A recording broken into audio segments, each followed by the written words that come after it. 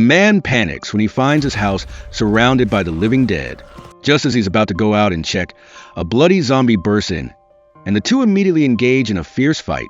The man struggles but finally manages to shoot it dead. But unexpectedly, another zombie rushes in.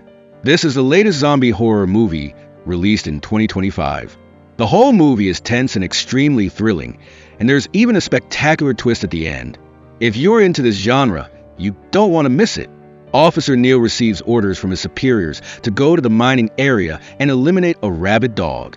After discussing strategy with his colleague, Neil carefully raises his gun, but unexpectedly, just as his colleague opens the iron gate, the ferocious dog breaks free from its chain and suddenly lunges, biting him. Neil, now looking a bit panicked, completely forgets to provide backup. Just then, a gunshot rings out from above. It turns out another colleague who was observing took action to help. Looking at his teammate's bleeding wound, Neil suggests calling the Center for Disease Control to report the incident because this is the third case of a rabid dog bite this week. The three of them drive back to town together. On an electric pole, there's a prominent missing person poster. It turns out that Neil's son has been missing for a week. Mike, despite being injured, doesn't blame him for being distracted earlier. Instead, they comfort each other, and he suggests taking a few weeks off to rest. Suddenly, the wound starts hurting intensely, so Mike rushes to find a doctor at the clinic to get it bandaged up. The nurse advises Mike to immediately transfer her to a big hospital for a checkup. If he's unfortunately infected with the rabies virus, it'll be trouble. Meanwhile, Neil has returned home. Neil's wife, Abby, because of their son's disappearance, is sad all day, either lying in bed or on the sofa. Neil can only hide his sadness inside. After finally comforting his wife, he steps out of the house alone and goes to the hillside by the lake. Moments spent with his son come flooding back into his mind. It was at this very spot that Neil gave his son his heirloom watch.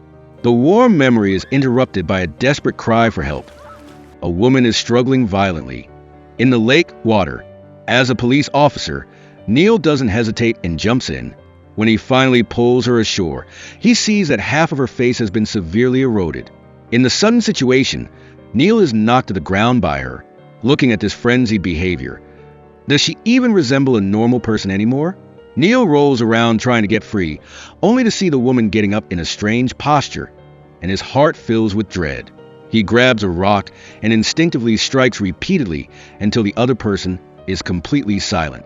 It's then that Neil notices two more figures rapidly approaching, so he panics and runs home.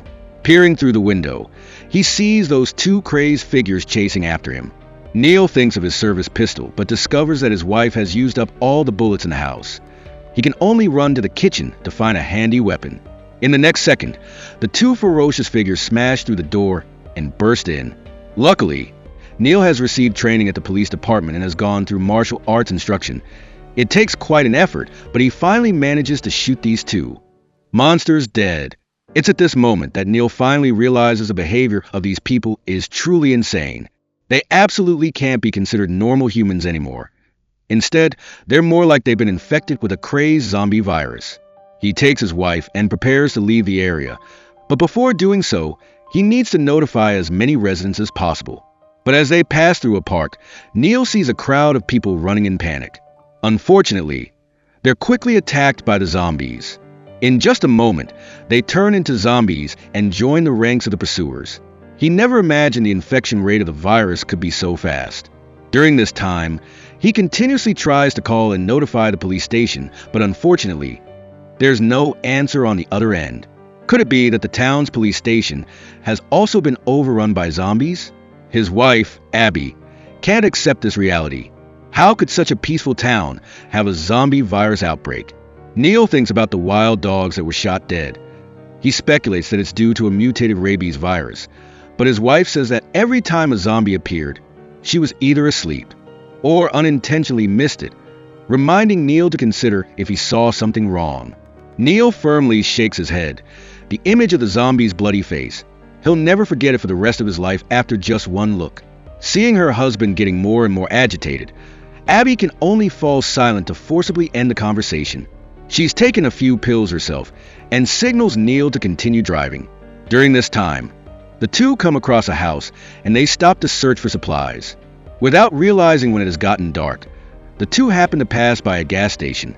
Neil tells his wife to stay in the car while he goes to grab some food and gas. But unexpectedly, the attendant, who has turned into a zombie, suddenly appears, climbs up the electric pole, and lunges toward him. Neil is already used to the existence of zombies, and with a quick turn, he dodges the bite. He even lights the mouth of the gas pump that's spraying fuel on fire. The zombie's agonizing scream rings out once. Very quickly, it falls silent in the blazing fire. Neil hurriedly jumps into the car, not even explaining to his wife what happened, and just floors it until they reach the next gas station. This time, no matter what, Abby refuses to stay in the car. The two of them rush into the convenience store, filling up a large bag with items. In the end, Neil still doesn't forget to place money on the cashier's counter. Now, with enough supplies and gas, they just need to hit the gas to get out of town. But Neil still has a worry he can't let go of, and that's his colleague Mike, who was bitten by the dog earlier. If it weren't for him, there's a high chance Mike wouldn't have been injured. After hitting the gas a few times, Neil drives up to Mike's house. Telling his wife to wait in the car, he says he'll just go in to check on him, and then they'll leave. Who would have guessed that as soon as he enters, he sees Mike's wife chopping meat in the kitchen. Her face is already decayed. Clearly, she's long since turned into a zombie. Neil repeatedly dodges her attacks, hurriedly grabs bullets from the cabinet, and after a gunshot rings out, Mike's wife immediately falls. But unexpectedly, the noise made by the two of them attracted the neighbors next door, who had turned into zombies. Neil is thrown into another fierce battle and has a tough time breaking free from their grip. Just as he's about to shoot his wife, Abby bursts into the room, screaming at him to stop. Neil pauses, and Mike, who has turned into a zombie, lunges out from the bedroom. Neil's gun is knocked away, and his body is tightly gripped by the zombie. He tells his wife to pick up the gun, but Abby looks pained and doesn't pull the trigger. After much hesitation, she finally throws the gun away and runs. Neil curses under his breath, struggles to pick up the gun, and finally puts Mike down safely. After calming down, Neil realizes his wife has run far away. When he chases after her, he accidentally takes a tumble. In his daze, he remembers the scene from when his son went missing. Due to an argument with his mom, his son angrily slammed the door and left. Neil, having just returned, could only quickly chase after him. Unexpectedly, his son said one sentence, "They're here," and then suddenly disappeared on the spot. By the time Neil reached the edge of the cliff, his son, with a ferocious look on his face, suddenly appeared and pushed him down. When Neil woke up, the sky was already bright. He saw from a distance several zombies approaching. Neil planned to find his car, but the road ahead was also blocked by zombies. As he turned and dashed into the forest, he unexpectedly spotted an animal trap. Neil intentionally stood still, waiting for the zombies to get closer. He immediately turned the animal trap, snapped shut on the zombies, and he finally escaped the pursuit. Neil sneaks back to where the car was parked, and unexpectedly, his wife has returned. Overjoyed, he goes up to greet her, only to be immediately pinned down by her. Turns out, Abby has also been infected by the virus. Neil, furious, uses all his strength to tie his crazed wife to the back seat.